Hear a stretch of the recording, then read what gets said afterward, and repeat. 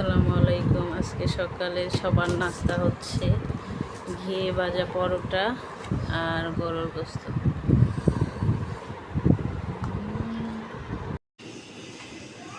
তো ওইদিকে আবার এই যে নাস্তা পানি খেয়ে কাজে লেগে গেলাম। চাদরটা নোংরা হয়েছে, তারপরে এই পাশে আবার পর্দাটা পড়তো না, মানে খাট একদম চাপানো ছিল। এখন আবার খাটটা দুজন মিলে সরাইলাম। তো মশারি টশারি নোংরা হয়েছে, ধুইব। এদিকে আবার তুষকের উপর ওড়না বিছিয়ে দিলাম যেন ময়লা না হয়। তো ঘর ধোয়ার কোনো কাজ করি না এখনও, মেলো উপর নিচ সব কিছু ঝাড়ু দিতেছি, সব কিছু ক্লিন করবো আর আপনাদের সাথে শেয়ার করব। তো সাথেই থাকুন। তো এই যে আমার একদম ঘর ধোয়ার গুছানো মুছামাছি সব একদম শেষ। ঘর ধোয়ার মোছা দিছি, সব জিনিসপত্র মোছা দিছি। তো বিছানার চাদর টাদর সব কিছু উঠে নতুন করে আবার চাদর বিছাইলাম। সব কিছু গুছিয়ে গেছে, একদম রেডি। তো খাটের নিচ মিচ উপর নিচ সব কিছু পরিষ্কার করছি, যার কারণে ঘরটাও মোছা দিয়ে ফেলছি, সাথে সাথে বারান্দা টারান্দা সব কিছু। এখন হচ্ছে কাপড় ধুইতেছি, কাপড় ধুবো, গোসল করব, চুলায় আবার রান্নাও বসাইছি। তো সাথেই থাকুন।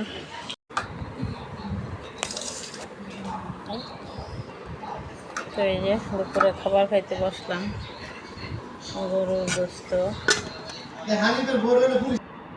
রাতের ইলিশ মাছ ভর্তা, টক তরকারি আর হচ্ছে মাছ ভাজা।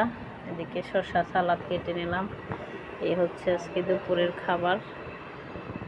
আর আমি খাবো হচ্ছে কাঁচামরিচ দিয়ে পান্তা ভাত, গরমের জন্য উপকারী। তো এই যে দুপুরে খাবার দাবার শেষ করে এখন একটু পান নিলাম খাওয়ার জন্য। আমি আবার একটু পান প্রেমিক মানুষ। এখন শুয়ে রেস্ট নেব, ঘুম আসলে তো একটু ঘুমিয়ে যাব। আর এদিকে যে আমার মেয়ে খাওয়া দাওয়া শেষ করে সে ড্রয়িং করতে বসে গেছে। তার কাজ হইলো বিছানা এলোমেলো করা।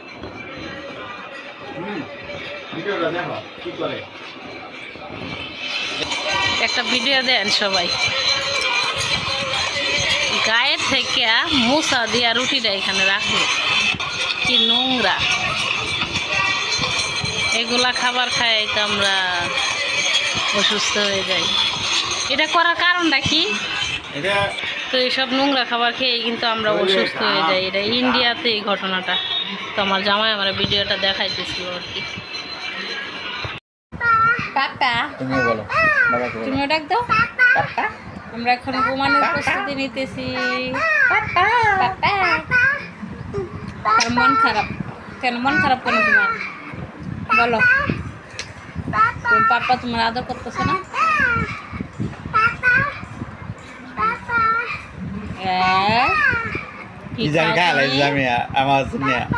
কি খাও?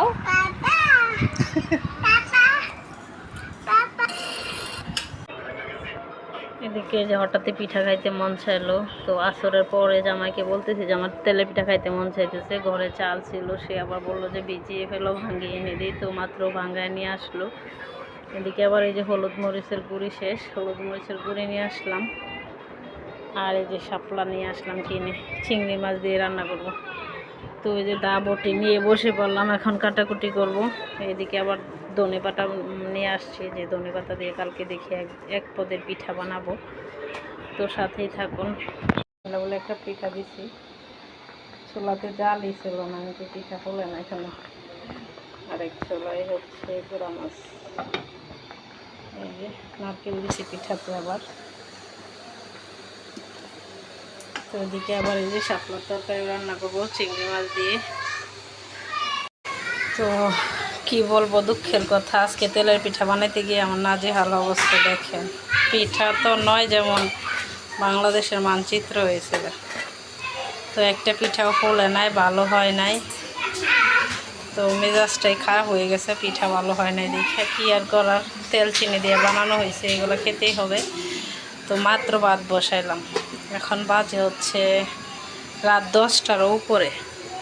পিঠা বানানো মাত্র শেষ হলো। এদিকে যে শাপলা দিয়ে চিংড়ি মাছ, আর এই যে ছোটো মাছের তরকারি আলু দিয়ে, এটা কিন্তু আমরা অনেক পছন্দ করি। কে কেমন পছন্দ করেন জানি না, অনেকেই শুধু মাছ পেঁয়াজ দিয়ে রান্না পছন্দ করেন, আমরা আবার আলু দিয়ে পছন্দ করি। তো এই যে রান্নাবান্না করে একদম চুলা টোলা ক্লিন করে ফেললাম। এদিকে আবার এই যে রাতের ভাত রয়ে গেছে, আর একটু গরুর গোস্তের তরকারি রয়ে গেছে। এদিকে আবার এই যে কচুর যে ডাগা আছে ওইটার ভর্তা, ইলিশ মাছের মাথা দিয়ে। তো এগুলোই রাতের খাবার দাবার।